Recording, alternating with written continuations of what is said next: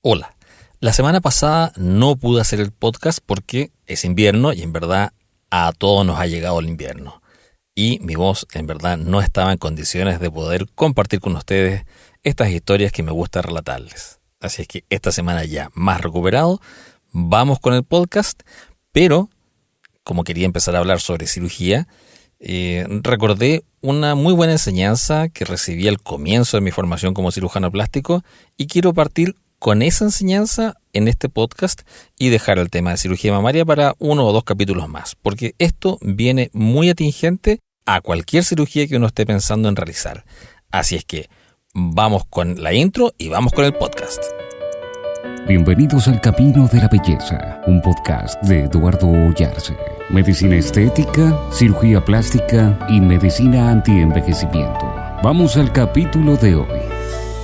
Cuando uno está comenzando en la cirugía plástica, en verdad se dedica a estudiar muchos temas. Hay un poco de anatomía, técnica quirúrgica, también hay bastante sobre el pre- y postoperatorio, y uno se enfoca en poder determinar cuál es el mejor paciente para diversa técnica que uno va aprendiendo. Por ejemplo, las reducciones mamarias tienen muchas técnicas y uno verá si es pedículo superior, inferior, que básicamente es cómo va a ser el diseño y cómo se va uno a enfocar en la mama que tiene la paciente. Porque si está más caída, menos caída, es más ancha. En verdad hay muchas técnicas y uno tiene que aprender varias para poder dar la mejor solución a la problemática que la paciente tiene. Entonces uno se enfoca en eso, en qué va a operar, cómo se va a hacer para tener el mejor resultado. Pero de pronto vino una pregunta que fue muy iluminadora cuando recién comenzaba la cirugía plástica, es ¿cuándo no operar? Y en verdad uno queda pensando ¿cuándo no operar? Y la respuesta evidente es cuando el paciente no se puede operar.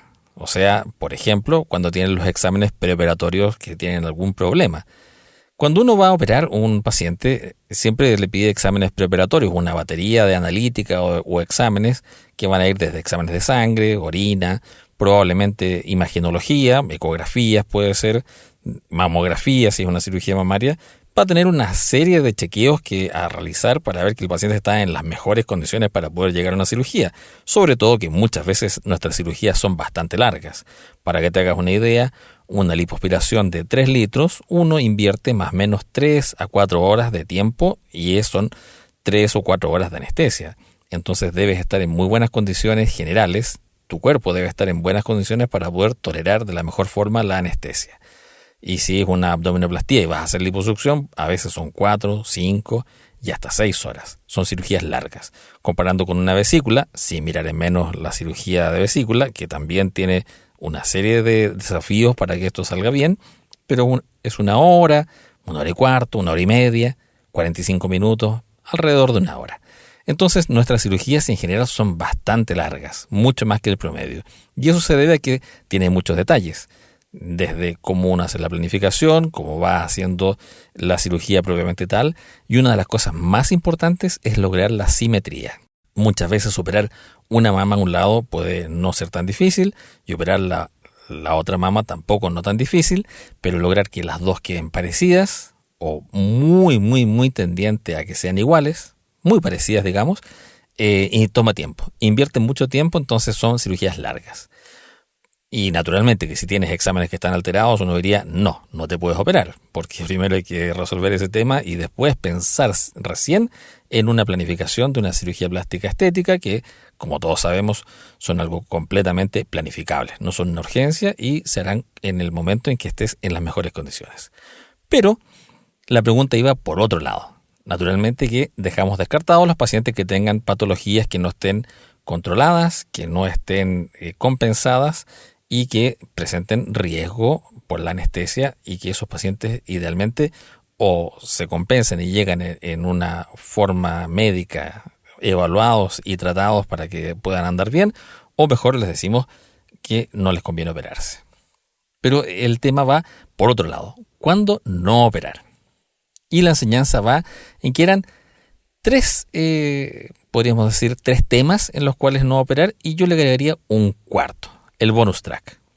Siempre me gustan los bonus track, así como en nuestro libro Botox Club agregamos un bonus track respecto a cómo elegir tu médico inyector, acá vamos a agregar un cuarto bonus track. Partamos por el primero. No operar al límite del tiempo. En verdad, ¿cuál es el límite del tiempo? El límite del tiempo habla sobre que tienes que estar cerca de tu cirujano para poder tener todos los controles, no te debes ir de la ciudad, así como también tu cirujano debe estar en la ciudad para poder controlarte si lo necesitas, si tienes algún sangrado, tienes alguna zona que no cerró bien, que con el paso de los días hizo una dehiscencia, o sea, la sutura que tenías, el cierre, se abrió. Si hiciste una fuerza, si hiciste cualquier cosa, tú o que pasó por la evolución natural de la cirugía, entonces debes estar cerca de tu cirujano, no debes viajar. Pero también tienes que estar en condiciones de poder hacer el reposo que tu cirujano considera que es necesario. Y ese reposo serán habitualmente, uno habla de 3 semanas, 4, 2 si es una cirugía más pequeña, pero hay que hacerse la idea de que son varios días. Y esos días debes hacer el reposo y son para ti. Son para que tu cuerpo se recupere, para que descanses, para que todo pegue, para que todo cicatrice de la forma adecuada. Entonces, si por ejemplo tienes un evento en 3 semanas y te quieres operar 3 semanas antes, es mucho el riesgo que no alcances a llegar. Porque también vas a tener un estrés, va a aumentar las catecolaminas, va a aumentar el cortisol, va a haber todo un ambiente de estrés que va a generar que la cicatrización vaya más lenta. Es difícil poder medir eso antes con exámenes de sangre, pero uno, claro, si estás muy estresada, si tienes muchos problemas, si vienes de alguna pérdida, si has tenido algún tipo de pérdida, tanto laboral, alguna pérdida familiar, si estás en un periodo de alto estrés, claro, uno dice, esta cicatrización puede ser más lenta. Pero hay gente que en verdad tiene un estilo de vida que ellos refieren que está normal, como siempre, y por algún motivo son más estresados, o la cirugía fue como demasiado ambiciosa en querer sacar demasiada grasa o en querer recortar demasiada piel cuando estás haciendo una abdominoplastía, y también se demoró más en cicatrizar. Entonces tienes que considerar un poco más de tiempo respecto a lo que tu cirujano plantea como tiempo de recuperación y que eso no te genere un gran perjuicio. Yo recuerdo, por ejemplo, alguna vez que le ayudé a operar a un colega, una paciente que en verdad era un poco rellenita, no era muy delgada. Le hicimos una liposucción, le hicimos una abdominoplastía y en verdad se sentía muy bien. Y la familia la vio tan bien que la llevó caminando al mall, al shopping, al centro comercial. Y con tan mala suerte que habían algunos niños que estaban corriendo, yo te digo niños, pero más bien adolescentes, pasaron muy cerca de ella que todavía estaba inestable, tanto por la anemia que se estaba recuperando, como también por todo el proceso de cicatrización y por toda la anestesia. Entonces uno queda después como un poco más sensible y camina más lentito, va con más cuidado y tiene menos capacidad de equilibrio. Y en ese momento la pasaron a traer, la pasaron a tocar y la paciente se cayó. Y con tan mala suerte que se cayó hacia atrás. Y el resultado fue que su abdominoplastía se abrió. No se abrió completamente, pero tuvo una dehiscencia en el centro que en verdad hubo que tratar con curaciones, colocar algunos puntos y se resolvió. En verdad él se pudo sacar adelante y no pasó a mayores. Pero fue necesario que estuviera su cirujano en la ciudad, que estuviera ella en la misma ciudad, que se haya mantenido en el lugar donde, bueno, ella vivía acá en Santiago, así que no fue un gran problema, y hubo que considerar un tiempo de recuperación un poco más prolongado. Entonces, en vez de las 3 semanas para volver a trabajar, volvió a las 5 semanas a trabajar. Y esas 2 semanas, bueno, hay que tenerlas consideradas, que puede pasar, porque lo que uno da son tiempos estimativos, pero muchas veces las cosas no van tan rápido como uno quiere. Entonces, operar al límite del tiempo, en verdad, siempre es un problema, porque ya partimos con un estrés. Partimos con el estrés, tanto en la paciente como el cirujano, que esto tiene que estar resuelto en 2 semanas o en 3 semanas, y ese tiempo son estimaciones. Pero pasa que muchas veces hay algunos imponderables, la naturaleza, las estrellas, que hacen que las cosas no vayan como uno presupuestó inicialmente. Así es que, número 1, no operar al límite del tiempo.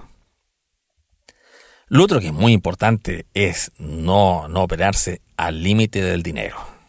Porque uno tiene un presupuesto, estas cirugías son costosas, naturalmente, y no tienen ninguna financiamiento por parte de aseguradoras o lo que llamamos nosotros en Chile ISAPRES o cualquier entidad que se encargue de darte un seguro de salud, pero pueden pasar inconvenientes y pueden pasar imponderables. Y esos van a estar fuera del presupuesto. Por ejemplo, si te estás operando de una liposucción y en verdad sangras más de la cuenta, pudiera ser necesaria una transfusión de sangre. Uno no lo quiere, uno trata de evitarlo, pero si en verdad tu hematocrito, la cantidad de glóbulos rojos que tienes, que se miden a través del hematocrito en sangre, bajan demasiado y en verdad estás muy débil, estás con una condición, con taquicardia, que tienes algunos síntomas que ya son de anemia, una anemia importante, hay que hacer una transfusión y ese costo va a ser también agregado en la cuenta probablemente. Lo otro es que uno tiene toda la fe que al día siguiente tú te puedas ir a casa, pero hay veces en que no, en que te sientes débil, en que en verdad tienes dolor o te sientes con náuseas y no has podido comer bien, no has podido tomar líquido y estás todavía con suero, con medicamentos para el dolor que son endovenosos y sabemos que tienen más efectos los endovenosos que los que tomas por vía oral. Entonces, al día siguiente quizás no va a ser lo más pertinente que te vayas a casa y tengas que quedarte otra noche más. Y eso va agregando costos. Y la otra cosa que es muy importante tener en cuenta es que posterior a la cirugía vienen los tratamientos complementarios para poder disminuir los edemas, los hematomas, la hinchazón, todo aquello que es con masajes, aparatología, podrás hacer LPG, podrás hacer ultrasonido, hay varias técnicas y todas esas sesiones también deben ser cubiertas por un periodo de 3 a 4 semanas, 2 o 3 veces a la semana en promedio. 10 sesiones, pueden ser 12, pueden ser 15, pueden ser 8, pero con dificultad. Habitualmente son de 10 a 12 sesiones. Y durante todo ese tiempo probablemente no tengas tu sueldo. Y si es que tú dependes de tus ingresos mensuales para poder financiar todo tu esquema de vida, ese mes probablemente la entidad que te da la seguro de salud te autorice a faltar, lo que llamamos nosotros en Chile la licencia médica. Pero esa licencia médica lo más probable es que no sea con subsidio, o sea, no sea pagada. Te permiten el ausentismo laboral y no te despiden, pero no vas a recibir el dinero mensual de tus ingresos. Ahora, si eres un trabajador independiente, con mayor razón, ese mes probablemente no vas a poder trabajar o casi nada y van a disminuir tus ingresos en forma importante. Y no es una sorpresa. No nos tiene que llamar la atención que está pasando eso porque lo podíamos prever. Sabemos que ese mes probablemente tus ingresos económicos van a ser muy bajos. Entonces, cuando tú planifiques y saques tus costos, aparte del valor de la cirugía que estés cancelando tú, que estés pagando a tu equipo médico y a la clínica donde te vas a operar, tienes que agregar los tratamientos de aparatología, kinesiología posteriores y considerar que ese mes no vas a tener ingresos. Es muy importante que lo consideres porque si estás al límite en el aspecto económico, igual va a ser un momento muy desafortunado, va a ser un sabor amargo, te vas a quedar con la cirugía, que en verdad lo pasaste mal, un estrés económico y también no queremos que estés estresada cuando te operes. Por lo tanto, hay que considerar muy bien el tema económico. Número 2, no te operes al límite económico. El tercer tema, yo considero que es súper importante porque no hay que operarse al límite de la indicación. ¿Y qué quiere decir eso? Cuando uno ve, por ejemplo, que hay una cantidad de grasa que uno puede sacar en una liposucción, 2 litros, 3 litros, 1,5 litros, que es lo promedio que se saca, probablemente el paciente pueda ganar mucho. Pero pasan 2 situaciones en las cuales la situación es más compleja. Por ejemplo, cuando uno tiene una nariz que tiene una pequeña jiba en el dorso, que está ligeramente levantado, que es algo muy mínimo, tratar de conseguir la perfección es bien difícil. La verdad es que pueden pasar muchas cosas y el resultado puede que no mejore mucho o la ganancia sea mínima. Entonces, si uno lo pone de 0 a 100 y tú estás en el 95% de perfección, ese 5% es muy difícil alcanzarlo. Claro, si tienes una nariz que es aguileña, que es bastante fea, que está a la punta caída, tienes mucho margen de ganar. Pero si en verdad estás casi en la perfección, es para pensárselo. Quizás tratamientos de medicina estética, una rinomodelación, un poquito de ácido hialurónico y sea suficiente. Si es que en verdad el rollito de grasa que tienes ahí vamos a sacar 100 cc solamente, vamos a sacar 50 cc, es mínimo, también la ganancia va a ser mínima y capaz que sea imperceptible. Entonces, cuando estás muy cerca de la perfección, ojo, que quizás tratamientos de medicina estética, que son ambulatorios, que son más fáciles de hacer, que vas, te los haces y sigues con tu vida, sean la elección y no una cirugía. Y por otro lado, cuando estás en verdad con una situación que es por complejidad, estás al límite de la indicación, o sea, en verdad es difícil por algún tema anatómico o por algún tema quizás de salud complementario que tienes, lograr el resultado que quieres, igual, ojo con eso. Operarse al límite de la indicación siempre es complejo, porque técnicamente puede ser difícil, o porque es muy complejo el caso, o porque es tan pequeñita la ganancia que vamos a tener que después de la cirugía, después de los costos del pago, después de la recuperación, tú digas, en verdad, mira, y para esto me operé, entonces puedes también quedar así como insatisfecha con el resultado. Sobre todo cuando estás casi en la perfección. Ojo con eso, buscar la perfección siempre es complejo. Eso lo sabe cualquier cirujano, sobre todo a más años tenga. Ya ha visto más pacientes, más casos, y que buscar la perfección a veces trae problemas. Esa sería la tercera indicación. Ya llevamos entonces al límite de la indicación, al límite de lo económico y lo otro al límite del tiempo. Y yo le agregaría un cuarto ítem, que es las expectativas. Las expectativas son siempre un tema muy complejo de tratar y que a veces se pasa por alto, porque uno viene, claro, piensa, ok, listo, una abdominoplastía, y la abdominoplastía rutinaria y en verdad vamos a resecar, vamos a sacar toda la piel que está bajo el ombligo, y como que uno se hace una idea más o menos estándar. Pero ahí es donde viene la conversación con el paciente. ¿Por qué se está operando? ¿Se está operando solamente porque quiere sacar eso? ¿Se está operando porque quiere conseguir algo más? ¿Se está operando porque esto en verdad siente que le está causando un gran problema en su vida? ¿Y ese gran problema en su vida realmente se debe solamente a eso? ¿Se debe solamente a que tiene un poco de grasa en la zona del abdomen o en la zona lumbar? Porque si es que realmente las expectativas son muy altas de que va a pasar algo más aparte de la cirugía, que con esto en verdad su vida va a cambiar, pudiera ser que se sienta defraudado. Porque en verdad el resultado puede ser muy lindo, puede ser muy estético, pero muchas veces cambia solo eso, cambia solamente la silueta.